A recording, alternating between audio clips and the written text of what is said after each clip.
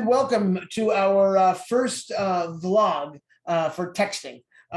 This four-part course for the month of Elul, this month leading up to Rosh Hashanah. This is Rabbi Sheinkopf. I'm Rabbi Scott Hausman-Weiss. Thank you for joining us. We're so glad that you decided to listen to this video, which is going to be, we're going to do 4 of these, one after each Sunday evening class for the month.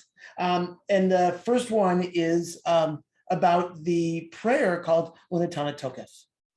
Right. So we looked at this prayer with a group of people tonight, and we just sort of asked ourselves the meaning of this prayer and why it has come to be so tied to the High Holiday Liturgy. It's the prayer that talks about, first of all, it talks about how God numbers every soul and counts every soul and sees everything that we do, and then acknowledges that some people will not make it through the year, and asks who will die by fire, who by flood, who by pandemic, all these things.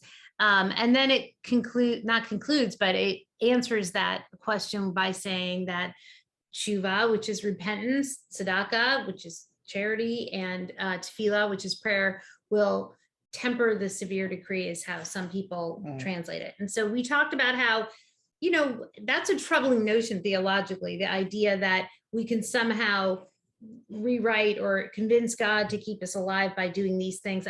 We don't really think that that's what the prayer means, or why the prayer is so important to us. It's more that suffering and has a component to it that we add. Right. And so there's a component of life that obviously we can't control, and we all have to contend with that reality. But then there's the guilt, the shame, the various other things that we layer onto our suffering.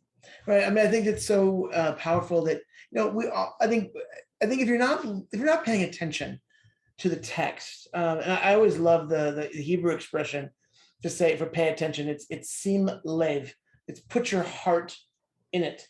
And if you put your heart into the text, you can bypass the initial fear that comes when you read the words of who shall live and who shall die, who by fire, who by water, who by stoning, who by strangling. And it goes on and on and on to these horrific notions of how our lives can end.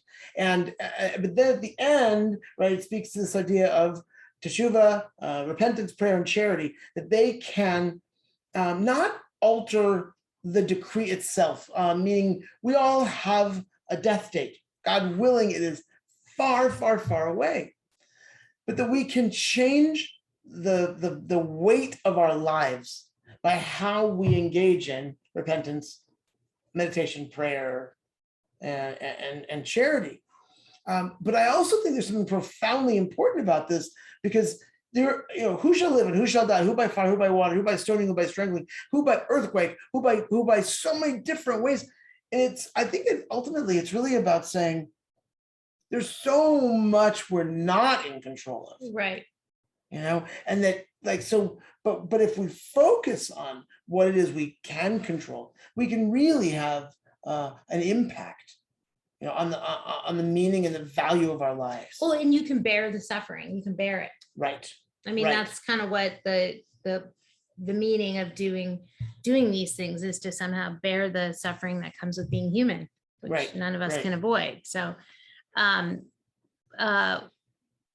the other thing we kind of mentioned about this is that, in the High Holiday Liturgy is all about how, look, your time is limited. You need to realize that your time on earth is limited, and you need to do something valuable with it. And that speaks to the larger idea that we're here to make meaning out of our lives, not to outrun death,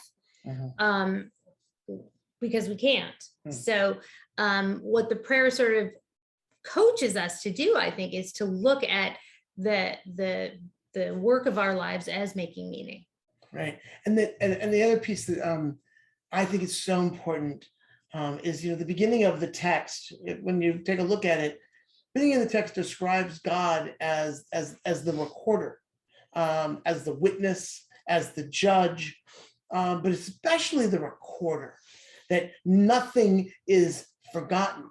But it's not like Santa Claus, right? It's not like if you've done good and you haven't been bad, then you'll get rewarded, right? It's more of everything you do matters. Yeah, matters, and God cares about it, right? And I think that is a powerful piece that, for me, it reminds me, on a daily basis that there is merit in even the little things, and even if I'm not horribly guilty, when I engage in a slight, right? When I don't give the proper attention, when I, to whomever deserves it, it matters. Right. Maybe it's minuscule, but it has weight.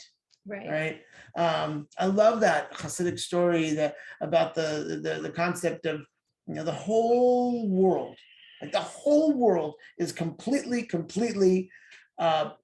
evenly balanced, right? At all times, that we should live that way, with the notion that anything we do, right? Thank you. My dog Michigan is getting in on the act. She wants to say hello. Don't worry, Michigan. I'm about to finish my point, and then we're going to say goodbye for now.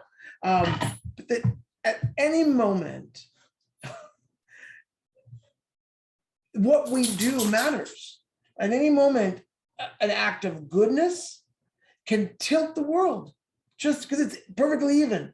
Right. And in any moment, an act of badness can tilt the world the other way. And so I think what really ultimately matters for me about this prayer is that our lives matter and God cares. So in the email that you received with this vlog, there's the text for this prayer, as well as at the bottom, there are questions.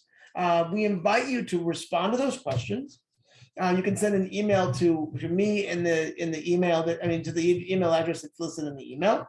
If you would like for these words to potentially be shared during the high holidays, terrific. Anything we share will be anonymous, but if you don't want them shared, then they will not be. Rabbi Laura and I will read them, but other than that, we welcome you to use this as an opportunity to write about and dig deep into your thoughts, your feelings for these days.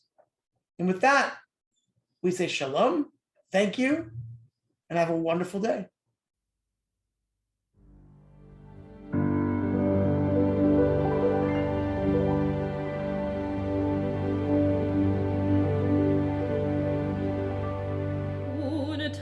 Unetaneh Tokef kedushat hayom, ki u'narav hayom, avat tinaseh malchutecha, v'yikon b'chesed kis'echa, v'tishem alav be'emet, v'tishem alav be'emet.